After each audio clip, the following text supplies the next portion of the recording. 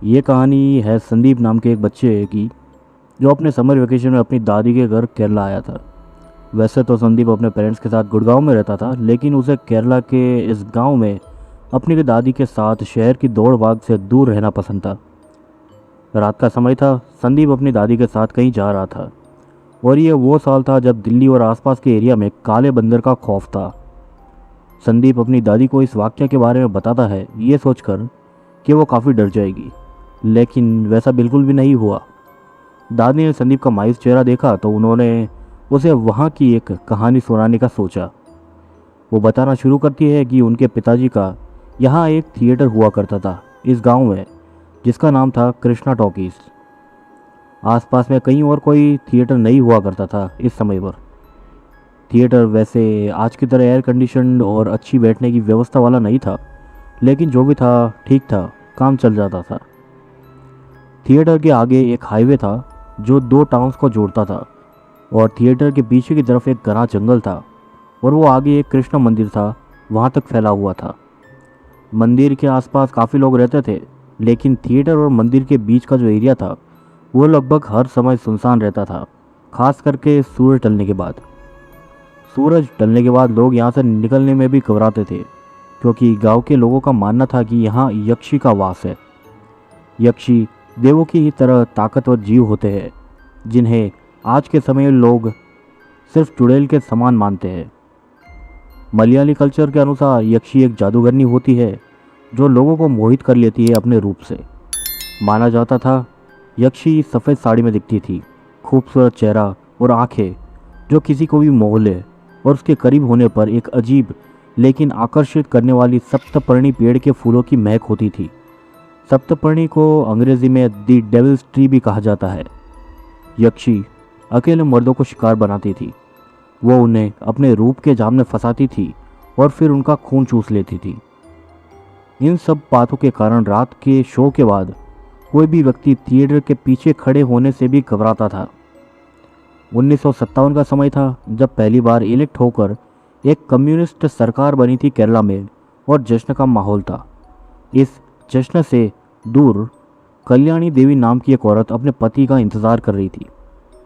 माधव मेनन, कल्याणी का पति, पार्टी के जीत के जश्न में खोया हुआ था, और उसने सोच रखा था कि अब वो ज़मींदार से बदला लेगा, और वह ज़मींदार और कोई नहीं बल्कि संदीप के परदादा ही थे। माधव को लगता था ज़मींदार बहुत क्रूर है और उनका शोषण करता है। खैर, संदीप के दादा हर रात अपने छोटे भाई को थिएटर से आखिरी शो के बाद कलेक्शन को घर लाने को कहते थे, लेकिन वो आज मौजूद नहीं थे, तो ये काम माधव मेनन को सौंपा जाता है। रात को करीब 11:30 बजे माधव थिएटर पहुंचता है और दरवाज़ा खटखटाता है। अंदर से वहाँ का केयर टेकर आता है। माधव को काफ़ी देर हो चुकी थी, और यहाँ पर पता चलता है कि माधव की माँ बीमार थी और उसकी पत्नी यहाँ गांव में घर पर अकेली थी। केयर टेकर वेलप्पन उसे पैसों का पाउच देता है और अब दोनों अपने घर जाने का डिसाइड करते हैं। माधव डिसाइड करता है कि वो शॉर्टकट लेगा जंगल से होते हुए। वेलप्पन के चेहरे पर डर था जैसे ही माधव ने उस रास्ते से जाने की बात की। वेलप्पन माधव से कहता है, वो जंगल वाला रास्ता क्यों ले रहे हो, वहाँ तो यक्षी का वास है।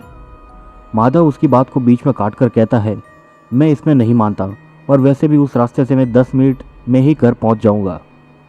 वेलप्पन उसे समझाता है कि वो रास्ता खतरनाक है। वो यक्षी तुम्हें अपने जाल में फंसा लेगी और कैसे भी करके वो तुम्हारा खून चख लेगी, और फिर तुम्हारे पास सिर्फ एक क्षण होगा उसके डरावने चेहरे को देखने का, क्योंकि अगले ही पल तुम गिद्धों का खाना बन चुके होंगे। माधव कहता है वो इन सब बातों में विश्वास नहीं करता, और ये बातें सिर्फ कहानियों और किताबों में अच्छी लगती है। ये तो पक्का था माधव अपना इरादा नहीं बदलने वाला था।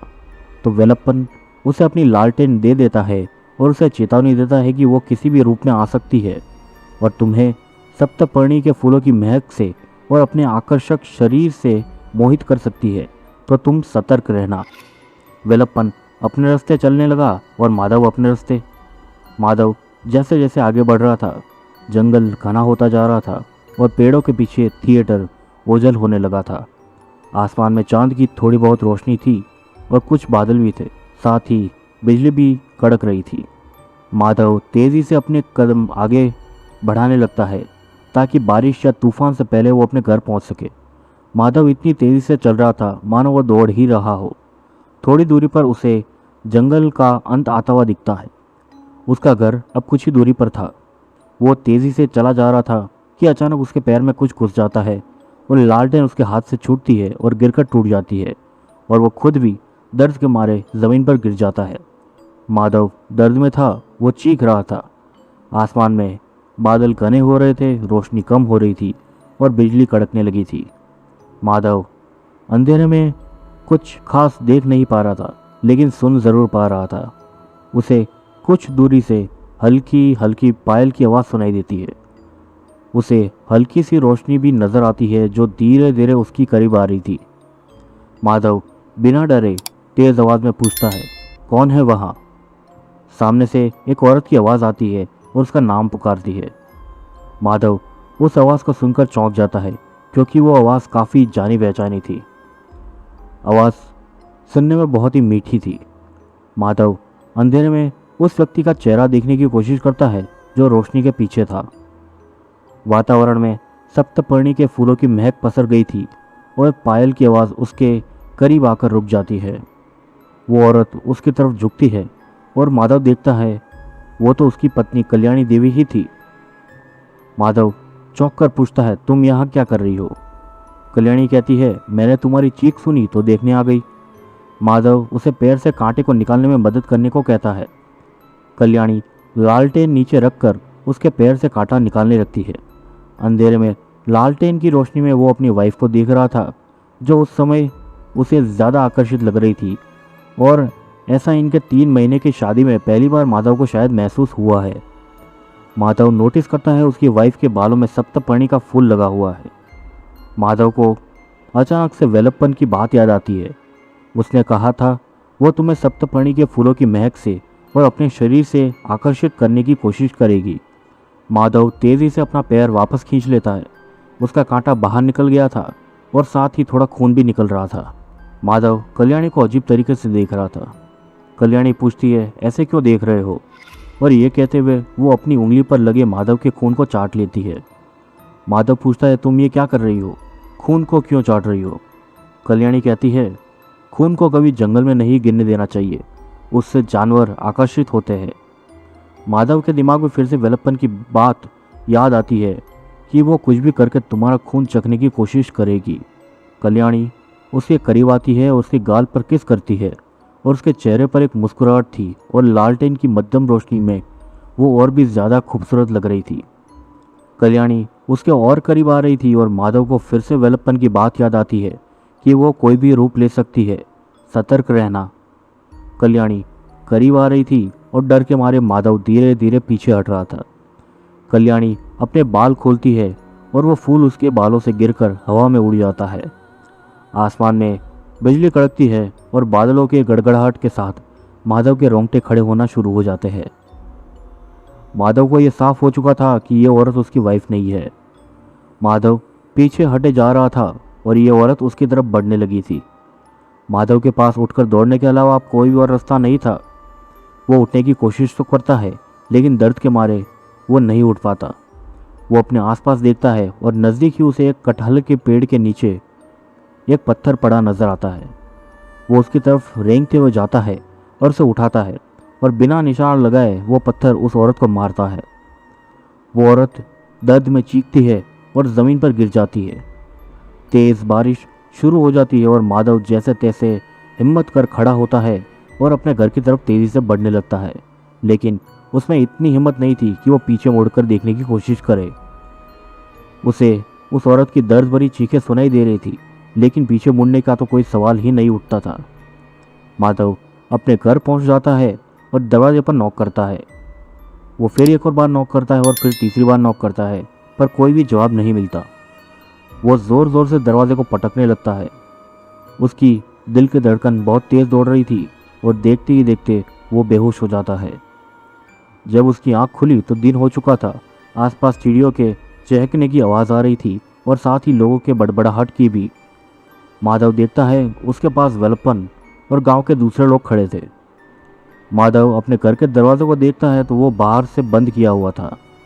वेलप्पन माधव को पूछता है, कल रात को क्या हुआ था, तुमने क्या किया? वेलप्पन के चेहरे से और उसकी आवाज़ से दुख झलक रहा था। माधव उठता है और कहता है, तुम विश्वास नहीं करोगे कल रात को क्या हुआ। मैंने यक्षी को मार दिया। और ये कहते हुए वो गर्व की अनुभूति कर रहा था। वेलप्पन उसका हाथ पकड़ता है और उसे जंगल की तरफ ले जाता है। गांव के लोग भी उनके साथ चलते हैं और कुछ दूरी पर और भी गांव वाले मौजूद थे। वेलप्पन भीड़ को धकेलते हुए माधव को लेकर आगे बढ़ता है और माधव की नज़रों के सामने जो नज़ारा था वो देख उसे सदमा लगता है। उसकी पत्नी कल्याणी देवी उसकी नज़रों के सामने मरी पड़ी थी और उसका खून बहते हुए मंदिर के नज़दीक के तालाब तक जा चुका था। माधव कुछ नहीं कर सकता था, बेबस था, सिर्फ खड़े देख सकता था। जिस पत्थर से उसने उसे मारा था वो उसकी पत्नी के करीब पड़ा था। इसी के साथ स्टोरी खत्म हुई और संदीप अपनी दादी को देखता है और उसके मन में कई सारे सवाल थे, लेकिन वो पूछता नहीं है, सिर्फ हाथ में लालटेन लेकर खड़ा था। दादी उससे लालटेन मांगती है। वो उसे एक पत्थर पर रखती है और एक माचिस की तिल्ली जलाती है और कहती है, कई साल बीत गए, सरकारें बदल गई, थिएटर बंद हो गया, भूमि सुधार के चलते संदीप के परदादा को अपनी ज़मीन सरकार को देनी पड़ी, जंगल को काटकर वहाँ अब कॉम्प्लेक्स बन गया, पोस्ट ऑफिस भी बन गया। लेकिन आज भी मई महीने की 5वीं रात को कल्याणी देवी की दर्द भरी चीखें सुनाई देती है, क्योंकि उसकी आत्मा आज भी यहीं मौजूद है। एक तांत्रिक को भी बुलाया गया था, अगर कल्याणी की आत्मा पर कोई बुरी शक्ति का वास है तो उसे हटाने के लिए। और ये कहते हुए दादी एक दिया जलाकर ज़मीन पर रखती है। संदीप पूछता है, फिर क्या हुआ? दादी संदीप को देख मुस्कुराती है और कहती है, उसकी आत्मा को जिस पत्थर से उससे मारा गया था उसे में कैद कर दिया गया था और उसके सम्मान में हर साल मई महीने के 5वें दिन पत्थर के सामने दिया जलाया जाता है।